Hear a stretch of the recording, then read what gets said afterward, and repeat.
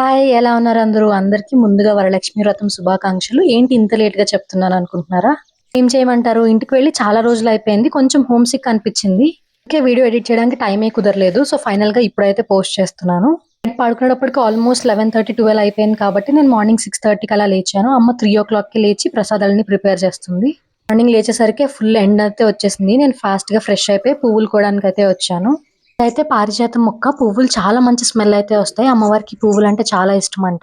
మొక్క గురించి మీలో ఎంతమందికి తెలుసో కింద కామెంట్ చేసేయండి. ఈ మొక్క స్పెషాలిటీ ఏంటంటే పువ్వులు అస్సలు కొయ్యకూడదు. కింద పడినవి మాత్రమే ఏరుకోవాలి. పైగా మనం ఫోర్స్‌ఫుల్‌గా కూడా చెట్టుని షేక్ చేసి పువ్వులైతే తీసుకోకూడదు. కింద ఏమైతే నేచురల్‌గా పడుంటాయో అవి మాత్రమే ఏరుకొని దేవుడికైతే పెట్టాలి. ప్లేట్ నిండా పువ్వులు కలెక్ట్ చేసి నేనైతే 2 మాలలైతే కట్టాను. ఒకటి అమ్మవారి ఫోటోకి వేయడానికి, ఇంకొకటి కలశం మీదకి పెట్టడానికి కరెక్ట్‌గా సరిపోయినియి. అమ్మ ఈరోజు 11 రకాల ప్రసాదాలైతే చేస్తానని చెప్పింది. అందుకే కొన్ని డీప్ ఫ్రై ఐటెమ్స్ మాత్రం బయట పొయ్యి దగ్గర పెట్టి మిగతావన్నీ కిచెన్‌లో చేస్తున్నారు. ఇది నా ఫస్ట్ వ్రతం కాబట్టి మా అత్తయ్య, పిన్ని, అమ్మమ్మ అందరిని పిలిచింది. అందరూ వస్తున్నారు. అత్తయ్య, పిన్ని కలిసి బయట బూర్లు, గారెలు అయితే వేశారు. లోపల అమ్మ పులిహోర ఇంకా మిగతా ప్రసాదాలైతే చేస్తుంది. ఈ గ్రేప్స్ అయితే మేము కోవిడ్ టైమ్‌లో తీసుకున్నాము. అప్పట్లో చాలా పుల్లగా ఉండేవి. ఇప్పుడు మాత్రం చాలా స్వీట్‌గా ఉన్నాయి. మంచిగా ఒక 4, 5 గుత్తులైతే వచ్చాయి. చాలా తియ్యగా ఉన్నాయి. కాకపోతే గింజలున్నాయి లోపల. మేమైతే పాల విల్లు కడతాం కాబట్టి నేను ఒక 2 గుత్తులైతే కోసాను. తర్వాత ఇక్కడికొచ్చి చూస్తే అత్తయ్య బూరెలైతే వేస్తున్నారు. అసలు మార్నింగ్ నుంచి ఫుల్ బిజీ ఉంది. ఎక్కడ చూసినా ఫుడ్ స్మెల్లే వస్తుంది. నేను ఈరోజు ఉపవాసం కాబట్టి ఏమీ తినలేదు. పంతులు గారు కూడా వస్తున్నారు. పూజ అయ్యేంత వరకు ఏం తినకూడదని చెప్పారని చెప్పి నేనైతే ఏం తినలేదు. పాల విల్లుకి ఒక 6-7 వెరైటీస్ ఆఫ్ ఫ్రూట్స్ అయితే కట్టేసి మేము అన్నీ నీట్‌గా రెడీ చేసి పెట్టుకున్నాం పూజకి కావాల్సినవన్నీ. పూజారి గారు ఫుల్ బిజీ ఉండడం వల్ల 11:30కి అయితే వచ్చారు. చాలా లేట్ అయిపోయింది పూజ అయితే.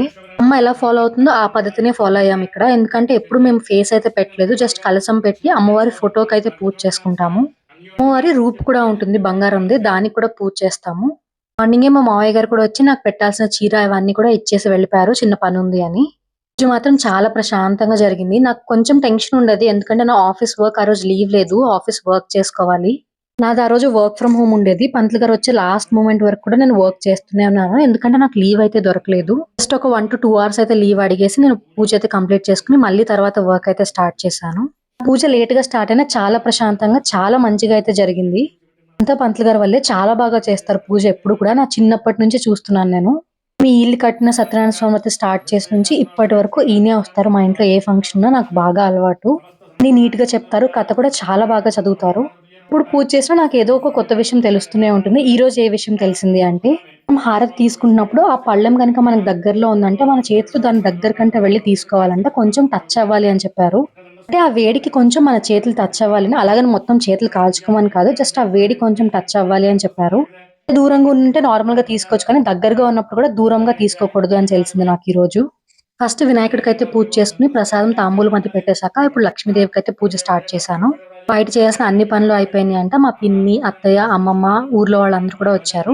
శారీ బ్లౌజ్ అయితే అమ్మే కుట్టింది. వెనకాల చిన్నగా డిజైన్ పెట్టి కొంచెం బుట్ట వచ్చేలా పెట్టింది హ్యాండ్స్‌కైతే. ఈ శారీ అయితే చూడ్డానికి ఒకలా ఉంది. ఫోటోస్‌లో ఒకలాగొస్తుంది.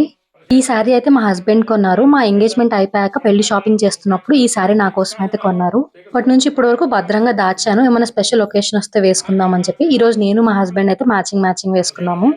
ఆయన దగ్గర కూడా ఇలాంటి షేడ్‌లో షర్ట్ అయితే ఉంది. సో, వేసుకున్నారు. శారీ అయితే నాకు చాలా బాగా నచ్చేసింది. ఎందుకంటే ఎంత నీట్‌గా నేను కట్టుకున్నానో అంతసేపు అలాగే ఉంది. చాలా లైట్‌గా ఉంది. చాలా కంఫర్టబుల్‌గా అనిపిచ్చింది. పక్కనే అమ్మమ్మ, అత్తయ్యలు అందరూ కూర్చొని మాట్లాడుకుంటున్నారు. ఏంటి అంటే పంతులు గారు కొంచెం మా హస్బెండ్‌ని ఎక్కువ ఇన్వాల్వ్ చేశారు పూజ టైంలో. మా ఇద్దరి చేత హారతి ఇప్పించడం కానీ, లేకపోతే ఆయన చేత నాకు తోరణం కట్టిచ్చారు. అలాగే చుట్టూ తిరిగి మంత్రపుష్పం అది వేసేటప్పుడు కూడా మా ఇద్దరి చేత కలిపి చేపిచ్చారు. అమ్మ దేవుడి దగ్గర ప్రసాదాలు పెట్టే గ్యాప్‌లో మా అమ్మమ్మ అయితే పంతులు గారిని అడుగుతూ ఉంది. ఇప్పుడు మేమే చేసుకొని మేమే కట్టుకుంటాము. ఈసారి మీరు కొంచెం మోడర్న్‌గా చేపిస్తున్నారు. హస్బెండ్‌ని కూడా ఇంక్లూడ్ చేస్తున్నారు. చాలా బాగా చేస్తున్నారు అని. ఎందుకంటే ఒకప్పుడు పాత కాలంలో అయితే మనం ఓన్లీ ఆడవాళ్ళు కూర్చొని మాత్రమే చేస్తూ ఉండేవాళ్ళు కదా! హస్బెండ్స్ కూడా కూర్చొని పూజలు చేయడం అనేది చాలా తక్కువ. ఇప్పుడు ఇద్దరు కలిసి పూజ చేయడం అనేది చాలా బాగా అనిపిస్తుంది. అమ్మమ్మేమో తాతగారికి అప్పుడే చెప్పేస్తుంది. నెక్స్ట్ ఇయర్ నుంచి మీరు కూడా నాతో పాటు కూర్చొని పూజ చేయాలి అని. ప్రసాదాలైతే 9 రకాలు పెట్టుకోవచ్చు. లేదంటే 11 రకాలు పెట్టుకోవచ్చు. మేమైతే 11 ఐటెమ్స్ పెట్టాము. మేము ఏమేం చేసాము అంటే సలివిడి, వడపప్పు, పానకం, బూరెలు, గారెలు, నిమ్మకాయ పులిహోర, శనగలు, పాలక్కాయలు, అప్పాలు, జిల్లెడికాయలు, అలాగే పరమాన్నం కూడా చేసాము. ఇంకా పక్కన ఫ్రూట్స్, కొబ్బరికాయలు అన్నీ ఉన్నాయి. పూజ అంతా అయిపోయాక ముత్తైదువులు వచ్చిన వాళ్ళందరికీ నేను వాయనం అయితే ఇచ్చేసాను. ఫస్ట్ అయితే మా అమ్మకి సెపరేట్‌గా వాయనం ఇచ్చాను. తర్వాత వచ్చిన వాళ్ళందరికీ ఇచ్చాను. 9 మందికైతే వాయనం అయితే ఇచ్చాను. ఒక ఇంపార్టెంట్ విషయం నాకు తెలిసింది ఏంటంటే తల్లి, తండ్రి, భర్త తప్ప ఇంకెవ్వరి కాళ్ళు ముట్టుకోకూడదంట. అంటే మనం ఆశీర్వాదం తీసుకునేటప్పుడు వాళ్ళ కాళ్ళు ముట్టుకోకూడదు. వాళ్ళు నుంచున్న ముందున్న భూమిని అయితే టచ్ చేయాలంతే. విషయం అయితే మా పంతులు గారు ఈ రోజే చెప్పారు. తర్వాత పూజ అయిపోయేటప్పటికి 1 అయితే అయిపోయింది. పూజ అయిపోయాక కొన్ని మంచినీళ్ళు తాగి పరమాన్నం తిని తర్వాత 1:30కి అయితే లంచ్ చేస్తున్నాను. షార్ట్‌లో పెట్టాను కదా! ఇదేం స్వీట్ తెలిస్తే కింద కామెంట్ చేయండి అని. ఇదైతే జిల్లెడికాయలు. అంటే కుడుముల్లాగే చేయాలి. కాకపోతే దాని లోపల బెల్లంతో చేసిన స్వీట్ స్టఫింగ్ అయితే పెట్టి స్టీమ్ చేయాలి. ఈరోజు మెన్యూ వచ్చేసి స్వీట్ కాకుండా రైస్, ముద్దపప్పు, చారు, ములక్కాడ, జీడిపప్పు కర్రీ. కర్రీలో అయితే అసలు ఉల్లిపాయలు వేయలేదు. ఓన్లీ టొమాటోలు అయితే వేసాము. ఎందుకంటే ఈరోజు ఉల్లిపాయతో చేసిన ఏ కూర తినకూడదని చెప్పారు. ఇంకా లంచ్ కంప్లీట్ చేసి వర్క్ అయితే స్టార్ట్ చేశాను. అరౌండ్ 4:30 ఆ టైంకి టీ బ్రేక్ అయితే తీసుకున్నాను. చేతి గోరింటాకు చూసారా ఎంత బాగా పండిందో. పక్కనేమో డాడీ అయితే నా కోసం మొక్కలైతే పెడుతున్నారు కుండీల్లో. లాస్ట్ టైం ఇక్కడ తీసుకున్న మొక్కలు బతకలేదు అని చెప్పి డాడీ కుండీలు తీసుకొచ్చేయమన్నారు. అక్కడే మొక్కలైతే పెట్టారు. 2 డేస్ అక్కడ ఎండలో ఉంటాయి కదా, మీరు వెళ్ళేటప్పుడు హైదరాబాద్కి తీసుకెళ్ళండి అని చెప్పి నీట్ గా రెడీ చేసి పెట్టారు. టీ తాగేసి నేనైతే వర్క్ స్టార్ట్ చేస్తాను. అరౌండ్ 8 o'clock వరకు వర్క్ అయితే చేసి మొత్తం కంప్లీట్ చేశాను. అయితే రైస్ తినకూడదు కాబట్టి బ్రేక్ఫాస్ట్ ఈరోజు అందరూ బ్రేక్ఫాస్ట్ తింటా అని చెప్పారు. సో అందరికి ఇడ్లీ అయితే వేస్తుంది అమ్మ.